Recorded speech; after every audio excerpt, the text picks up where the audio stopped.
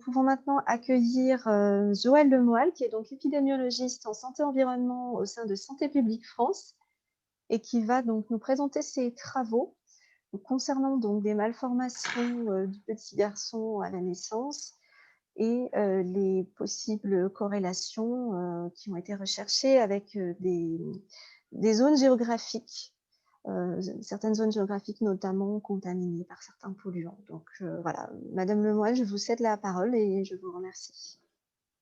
Bonjour, bonjour à tout le monde, merci pour cette invitation.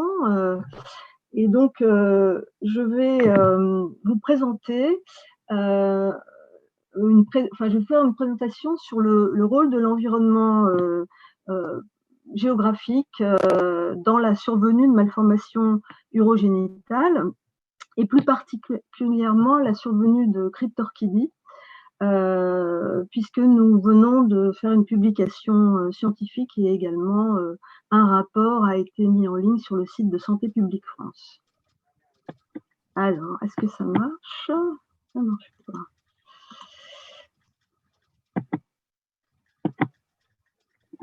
Donc, je n'arrive pas à passer la diapo suivante.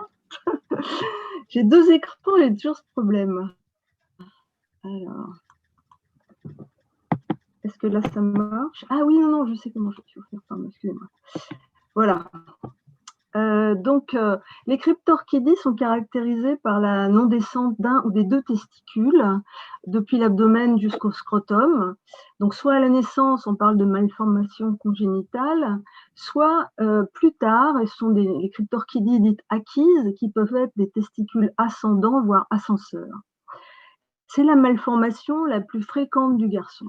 Ça a des conséquences non négligeables puisque c'est premier facteur de risque de cancer du testicule et ça peut provoquer un risque d'infertilité ou une diminution de la fertilité à l'âge adulte. C'est un intérêt important en santé-environnement.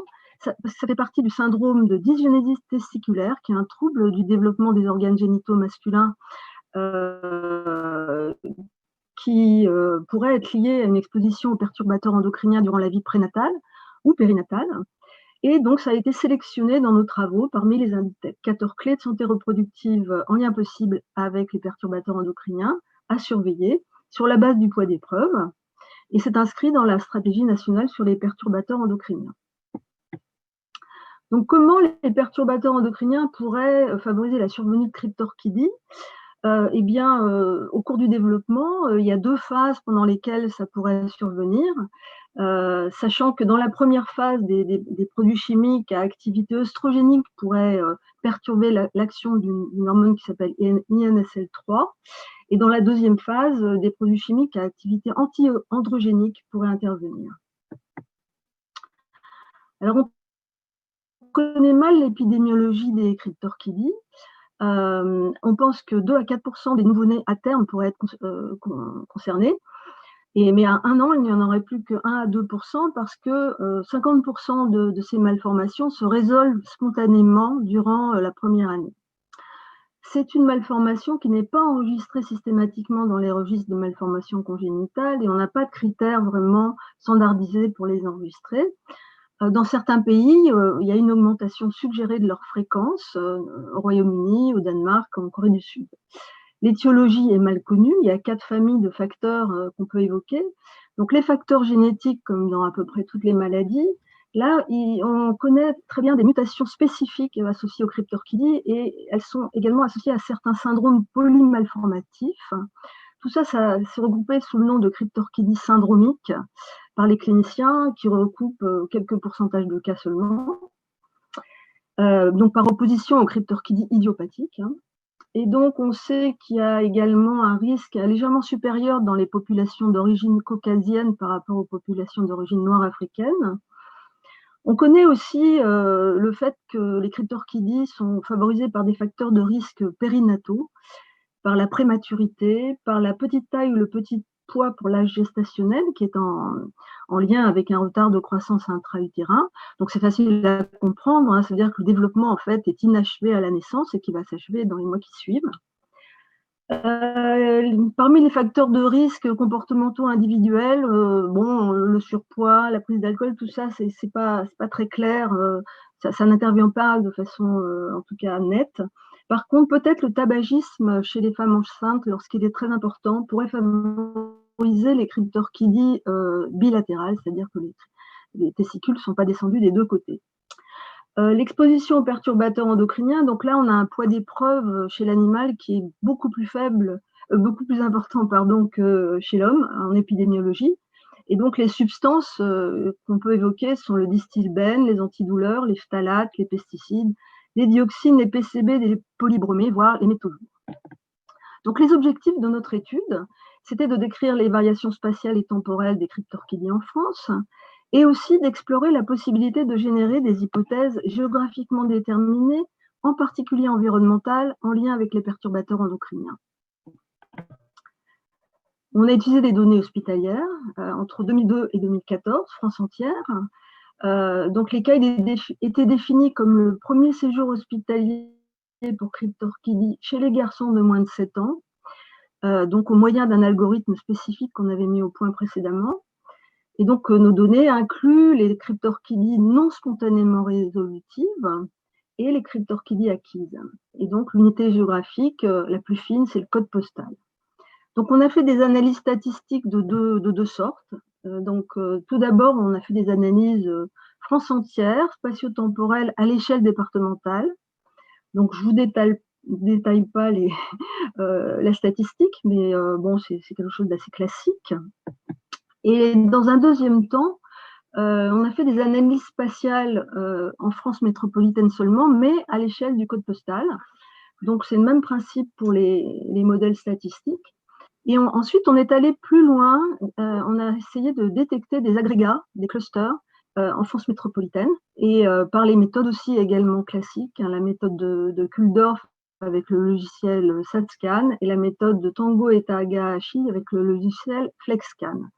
Donc, la première méthode détecte des clusters de forme arrondie et la deuxième des clusters de forme de toute forme.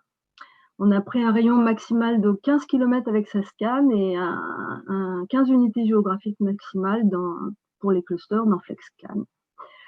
Et ensuite, on a fait une analyse descriptive des clusters, une analyse descriptive assez détaillée du cluster principal et moins détaillée des clusters secondaires, qui ont été plutôt décrits en fonction de la ville la plus peuplée de chaque cluster. Donc voilà les résultats. Donc on a donc dans ce graphique, on voit l'incidence. Donc c'est du descriptif, mais donc les barres verticales indiquent chaque année et chaque point indique le taux d'incidence dans un département. Donc vous voyez qu'à l'œil nu, on voit qu'il y a une augmentation de l'incidence sur la période d'étude. Et quand on fait une modélisation linéaire, on voit que cette augmentation est de 37% sur la période d'étude, plus importante chez les garçons de 0-2 ans, qui reste significatif chez les garçons de 3-6 ans, et plus importante dans les cryptorchidies bilatérales. C'est un sous-groupe de cryptorchidies qu'on a analysé séparément. Donc dans ce graphique, vous voyez la valeur de la pente de progression annuelle du risque de cryptorchidie opérée selon chaque département. Et donc, ce qui est intéressant, c'est que là, la pente 1, que vous voyez en dessous en pointillé, indique donc cette pente 1. Et finalement, tous nos départements, presque tous nos départements sont au-dessus. Donc, en fait, ça montre que le risque de cryptorchidie a augmenté dans presque tous les départements. Certains ont augmenté encore plus par rapport à la pente nationale, qui figure en bleu là avec son intervalle de croissance. Donc, par exemple, ça a augmenté plus vite dans le Loir-et-Cher, dans le Pas-de-Calais, dans l'Allier. Et en vert, vous avez quelques départements qui ont augmenté moins vite, par exemple le Finistère. Et ici, à la fin, vous voyez les départements ou régions d'outre-mer qui sont à peu près dans le même ordre de grandeur que la pente nationale. Là, c'est une autre façon de voir les choses. Donc là, avec les niveaux de risque qui sont indiqués.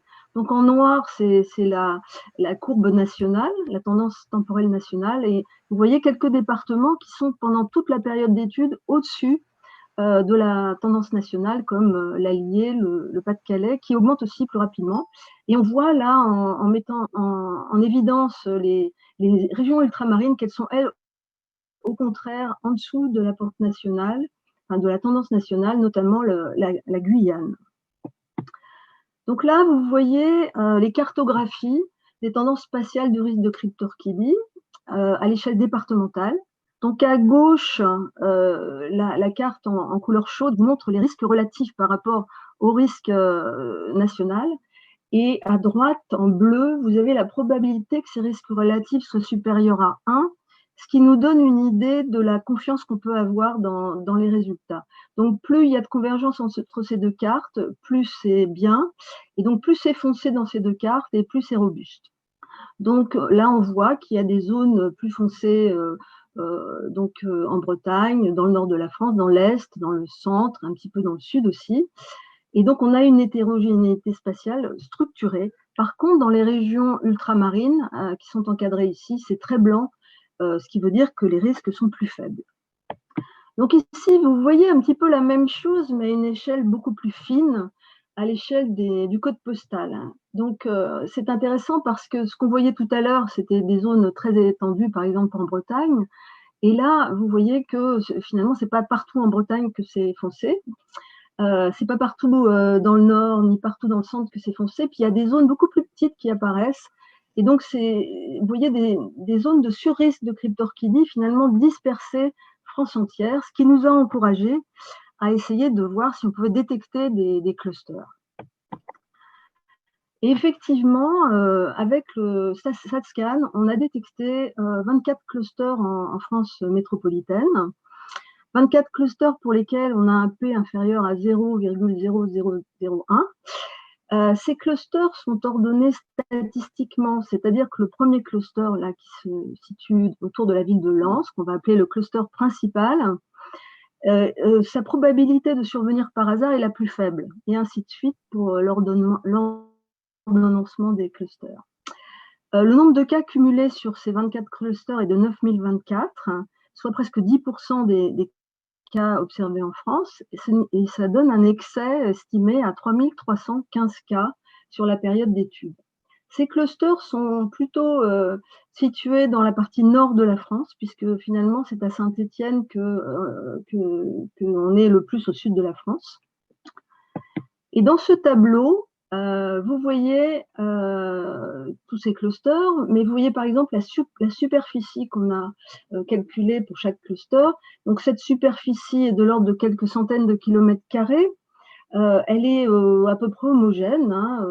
Ces clusters ont à peu près le même type d'étendue, notamment le cluster principal qui n'est pas plus étendu que les autres.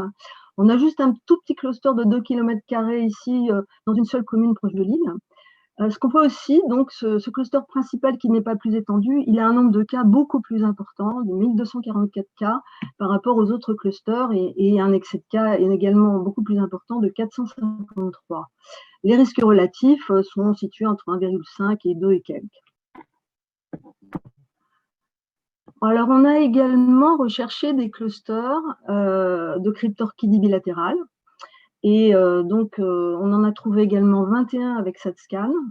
Et on retrouve la plupart des clusters importants de cryptorchidie bilatérale, et notamment le cluster principal qui est le même.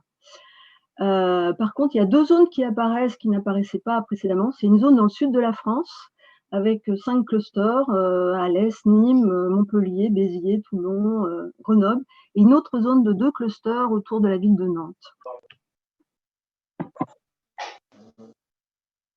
Donc, pour l'analyse du cluster principal, c'est intéressant. Donc, là, vous voyez son contour, c'est une centaine de communes, incluant la ville de Lens, dans le département du Pas-de-Calais, en mordant légèrement sur le département du Nord. Mais ce qui est intéressant, c'est que ce cluster, il est situé en plein centre du bassin minier du Nord-Pas-de-Calais, et on voit aussi qu'il y a un autre cluster à Valenciennes qui est également dans ce bassin minier du Nord-Pas-de-Calais. Et donc, le cluster principal, il inclut une zone industrielle assez connue qui a hébergé une société appelée Métal Europe Nord, fermée en 2003, qui a produit pendant plus d'un siècle des métaux non ferreux, qui a été le premier employeur local. C'est une zone largement polluée aux métaux lourds, avec un dépistage du saturnisme chez les enfants qui a été réalisé. Donc cette zone a été déjà très étudiée par la cellule régionale Hauts-de-France, par l'ORS Hauts-de-France, elle est connue. Elle inclut également le bassin industriel actuel de Lens et une partie de celui de Douai et un autre site métallurgique en activité, Umicore, là par là. C'est une zone où on sait qu'il y a déjà un surrisque sanitaire global, un surrisque de cancer, un surrisque de mortalité toute cause. C'est une zone également où la population est très défavorisée socialement et où il y a une faible mobilité des familles. Donc voilà, on fait une discussion à partir des familles de facteurs que je vous ai déjà décrits. Donc je ne veux pas rentrer dans le détail parce que je n'ai pas beaucoup de temps. On a fait une typologie des clusters descriptive. Donc, ce qu'on remarque, c'est que la plupart des clusters sont dans des villes moyennes ou qui ont une histoire industrielle, en particulier dans le domaine de l'extraction minière, des fonderies, de la métallurgie, de l'industrie mécanique, que ces villes sont souvent confrontées à un déclin industriel. On a 5 clusters dans des villes plus importantes, mais souvent avec 4 fois sur 5 une activité industrielle dans les mêmes domaines, et puis 3 clusters dans des zones où la ville la moins peuplée est beaucoup plus moins peuplée, on va dire, et on retrouve encore des activités minières dans l'une d'elles. Donc, on peut discuter des hypothèses environnementales à partir de ces descriptions. Donc, ces activités peuvent exposer de façon persistante aux métaux lourds, et ces deux types d'activités, aux dioxines et PCB. Donc on est dans des polluants industriels classiques. Et pour les cryptorchidies bilatérales, on a quelques zones plutôt de typologie agricole qui peuvent nous interroger sur une exposition aux pesticides. Donc la plausibilité biologique par rapport à ce type de polluant est assez argumentée. On peut s'interroger sur la plausibilité en termes d'exposition. Et donc, on peut évoquer une exposition actuelle ou résiduelle, prénatale, résidentielle et ou professionnelle. Donc, ne pas oublier la possibilité d'exposition professionnelle. Ou alors, parce que les deux peuvent être liés et se potentialiser, une exposition ancestrale, résidentielle ou professionnelle via des mécanismes épigénétiques. Donc ça, c'est plutôt de la recherche, mais on sait qu'avec les perturbateurs endocriniens, ces expositions ancestrales sont de plus en plus évoquées. Donc bien sûr, tout ça, c'est des hypothèses qu'on discute, qui restent à tester par des études spécifiques. Je vous montre aussi une autre diapositive parce qu'on a essayé de voir l'intersection de nos clusters avec des zones industrielles qui ont été identifiées dans un autre travail de Santé publique France, des gros bassins industriels où il y a eu des études de zones. Donc on voit des intersections avec certains bassins. Donc dans le cluster principal, on a 2 bassins, mais on en voit également avec le bassin de Mantes-la-Jolie, avec le bassin de Gandrange, avec le bassin de Valenciennes, qui est inclus complètement dans le cluster de Valenciennes, à Orléans également. Et pour les cryptorchidies bilatérales, on a les mêmes, plus le bassin industriel de Grenoble et le bassin industriel de Salindre dans le sud, qui est complètement inclus dans le cluster d'Alès. Donc, il y a des limites à ce type d'études, bien sûr. Là, elles sont liées à la méthode de repérage des cas. On a un indicateur qui est spécifique, mais peu sensible, puisqu'on sous-estime le nombre de cas en ne comptant que les cas opérés. Mais par contre, on a une exhaustivité, une couverture nationale, ce qui est très précieux. Alors, on s'est interrogé, bien sûr, sur le rôle de l'évolution des pratiques chirurgicales ou de détection des cryptorchidies qui pourraient influencer les résultats. Donc, on a regardé ça un petit peu en détail. Ce qui a pu changer, c'est l'évolution de l'âge auquel les chirurgiens opèrent ces cas. Mais bon, on fait une analyse et on voit qu'il n'y a pas de cassure de la courbe en 2011. Donc, sur notre période d'études, on pense que ça n'a pas joué sur l'évolution temporelle. Par contre, on ne peut pas exclure qu'il y ait des pratiques différentes sur le territoire avec des chirurgiens qui ont pu anticiper des recommandations, notamment internationales. Par contre, le fait qu'on ait pris des garçons entre 0 et 6 ans, ça doit lisser quand même un petit peu tout ça. On sous-estime les cryptorchidies bilatérales qui peuvent être opérées en 2 temps. Bon, ça peut pas jouer énormément non plus. Puis, bien sûr, on a une limite liée à la localisation des cas, puisque nous, on les localise au moment de l'intervention, alors qu'il aurait été plus pertinent, bien sûr, de pouvoir les localiser pendant la grossesse. Bon, ça se discute aussi, mais nos résultats, on conclut que nos résultats sont plus robustes pour les enfants de 0-3 ans, qui représentent 2/3 des cas. Donc en conclusion, c'est une étude descriptive, hein. Il faut avoir en tête que c'est vraiment qu'une étude descriptive et surtout pas étiologique, que c'est assez exploratoire dans la partie où on génère des hypothèses environnementales. On met en évidence une augmentation du risque dans la période d'étude, hein, une très forte hétérogénéité spatiale, un risque plus faible dans les régions ultramarines. On met en évidence des clusters, et toujours le même cluster principal. Donc cette méthode a permis de soulever des hypothèses environnementales géographiquement déterminées, pouvant contribuer au risque de cryptorchidie. Nous ne pouvons pas l'expliquer, évidemment. Ça peut y contribuer en interaction avec d'autres facteurs, hein, la défavorisation sociale et les facteurs périnataux, qui sont tout à fait corrélés entre eux d'ailleurs. Et donc, on génère des hypothèses à approfondir et à tester. Voilà, donc je vous ai mis les références. Donc la publication dans Human Reproduction est parue le 17 mars dernier. Elle a été accompagnée d'un commentaire d'un expert des perturbateurs endocriniens, Richard Sharp. Et on a également en ligne un rapport en français de Santé publique France. Voilà, je vous ai mis les liens. Je vous remercie de votre attention.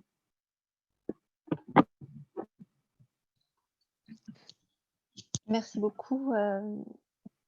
Merci beaucoup pour votre présentation. J'ai quelque chose sur l'écran. Je ne sais pas si vous avez vu. J'avais quelque chose sur l'écran. Pas vous, non. Vous n'avez pas été perturbé sur l'écran. Pas du tout. Donc, nous avons reçu plusieurs questions. Très bien, j'avais quelque chose à dire sur mon écran. Au niveau de la visualisation, aucun problème en tout cas. Nous avons plusieurs questions donc reçues, donc, que vous avez peut-être pu voir également dans le chat.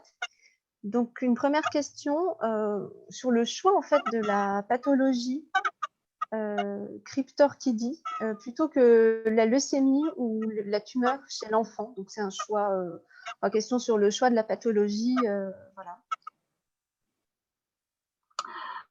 Donc, nos travaux là sont centrés sur les indicateurs de santé reproductive, donc pas sur les cancers. Les indicateurs de santé reproductive, pour leur lien avec les perturbateurs endocriniens, c'est un petit peu là où il y a le poids des preuves historique le plus fort. Comme on s'intéresse vraiment aux perturbateurs endocriniens là, hein. Et donc, parmi les indicateurs de santé reproductive, là où il y a un poids d'épreuve important, c'est ce fameux syndrome de dysgénésie testiculaire dont je vous ai parlé, qui associe en fait plusieurs pathologies, hein. Il y a les cryptorchidie, il y a les hypospadias, il y a le cancer du testicule et il y a la mauvaise qualité du sperme. Donc voilà, c'est parce que le poids des preuves pour les perturbateurs endocriniens, c'est là où il est historiquement le plus fort. Et donc, nous, voilà, c'est dans notre programme de travail. Après, pour d'autres pathologies, ça sera sûrement intéressant par la suite.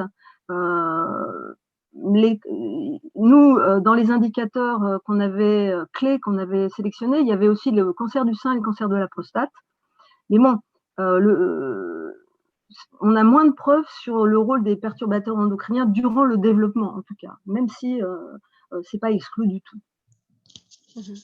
D'accord, donc plusieurs questions, je vous remercie. Plusieurs questions ensuite portent sur les liens établis entre la qualité du sperme, une mauvaise qualité du sperme et une augmentation de la morbidité et la mortalité.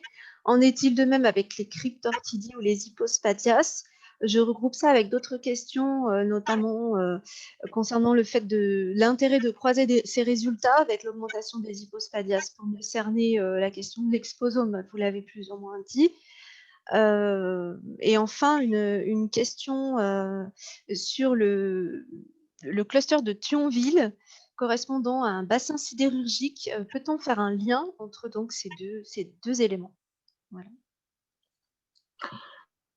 Donc, en ce qui concerne le fait que la qualité du sperme, la mauvaise qualité du sperme reflète la mauvaise santé générale, c'est tout à fait vrai, hein. Nous, on a fait une étude importante sur la qualité du sperme aussi en France, publiée en 2014.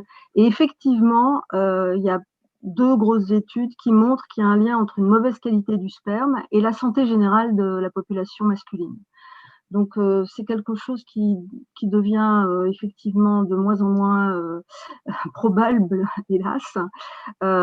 Et la deuxième question, c'était intérêt de croiser les résultats. Alors, on a essayé, alors il n'y a pas nous on n'a pas constaté d'augmentation de la fréquence des hypospadias en France dans la période d'études où on l'a fait, en tout cas.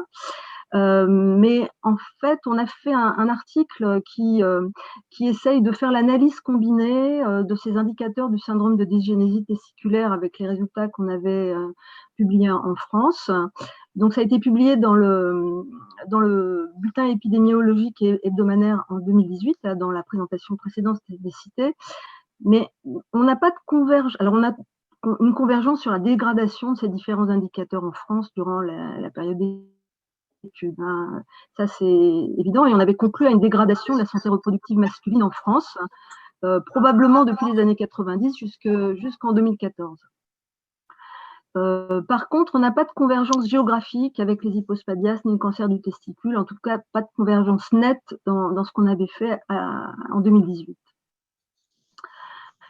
La troisième question, excusez-moi, j'ai oublié. Il y en avait une sur le cluster de Thionville. Ah oui, Thionville. Oui, donc le cluster de Thionville, c'est encore un cluster qui est associé à un bassin industriel important, mais pas le seul, hein. Donc nous, dans cette étude, ce qu'on a voulu faire, c'est voir s'il n'y avait pas des points communs entre nos différents clusters pour pouvoir faire émerger des hypothèses.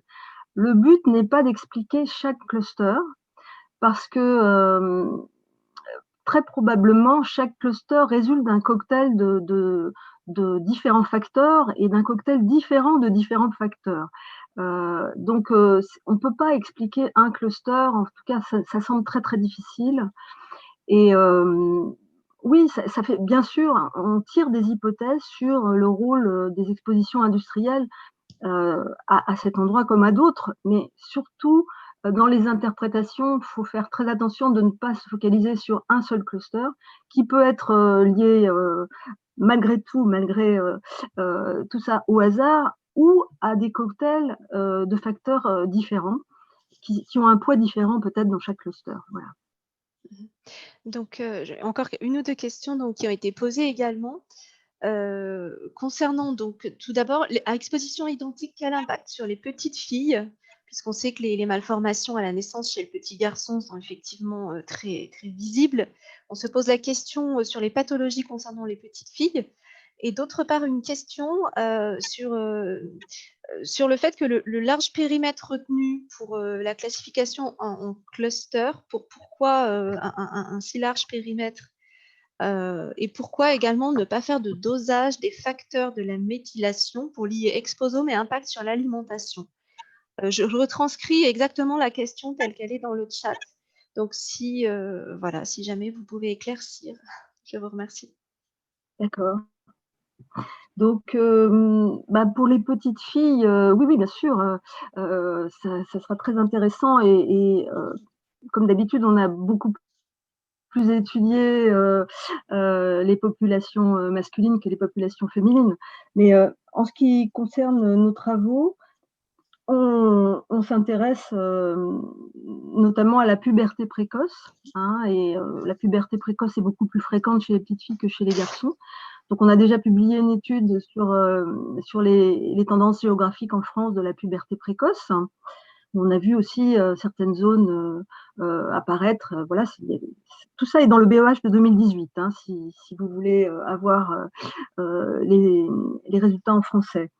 Et on s'intéresse aussi à d'autres pathologies qui ont été priorisées dans ce travail initial, hein, l'endométriose, les fibromes utérins notamment. Donc, on est aussi en train de faire des travaux sur ces sujets-là. Et en ce qui concerne, alors c'était quoi? C'était Les dosages, les facteurs de méthylation pour lier exposome et impact. Non, mais il y avait une autre question. Oui, alors, Pourquoi un large périmètre? dans ce type, ah oui, le périmètre, excusez-moi. Oui, donc les 15 km qu'on a choisis, on les a fait après avoir, enfin, avec la statisticienne, après avoir fait plusieurs essais, parce que ces méthodes de détection de clusters, c'est pas évident à manier. et on a essayé des périmètres plus petits, plus larges. C'est celui-là qui a semblé optimal. Et aussi 15 km, ça regroupe 30 km de diamètre, et c'est aussi ce qu'on a pensé être pertinent pour regrouper finalement les activités d'une population donnée, que ce soit des activités sportives, professionnelles, loisirs ou l'habitat, bien sûr. Donc voilà, ce qu'on a trouvé d'optimal, c'est pas forcément parfait, mais c'est ce qu'on a trouvé d'optimal. Et puis on avait aussi comme communauté géographique le code postal, hein, donc on n'avait pas l'adresse dans cette étude. Donc on peut faire des études beaucoup plus précises quand on a l'adresse des patients. Et donc, en ce qui concerne les dosages, alors là, donc, dans notre étude, on ne peut pas faire de dosage puisqu'on travaille à partir des données médico-administratives, donc à partir des données existantes. Donc, c'est tout le challenge avec ce type de base de données. On essaye de les exploiter au maximum. Elles ont des inconvénients et elles ont des forces. La force, c'est d'avoir une exhaustivité des cas, d'avoir la couverture sur un territoire entier, ce qui est assez, ce qui est assez précieux et nouveau. Voilà. Écoutez, merci beaucoup pour votre intervention. Merci pour tous ces éclaircissements. Effectivement, c'est un sujet très vaste et on voit qu'il reste beaucoup de travail, notamment du côté de WCF. Nous n'allons pas dire le contraire concernant les pathologies touchant plus particulièrement les femmes, puisqu'elles sont souvent bien moins étudiées que celles qui touchent les petits garçons, par exemple. Donc, du travail de recherche et également un travail ensuite d'action au niveau politique, tout de même, pour réduire ces nombreuses pollutions dont certaines sont historiques et pour lesquelles des corrélations existent tout de même si des incertitudes sont là. Nous, on est toujours là pour défendre le principe de précaution et d'action dans l'attente de données renforcées. Mais c'est vrai que le nombre de pathologies incite tout de même à agir.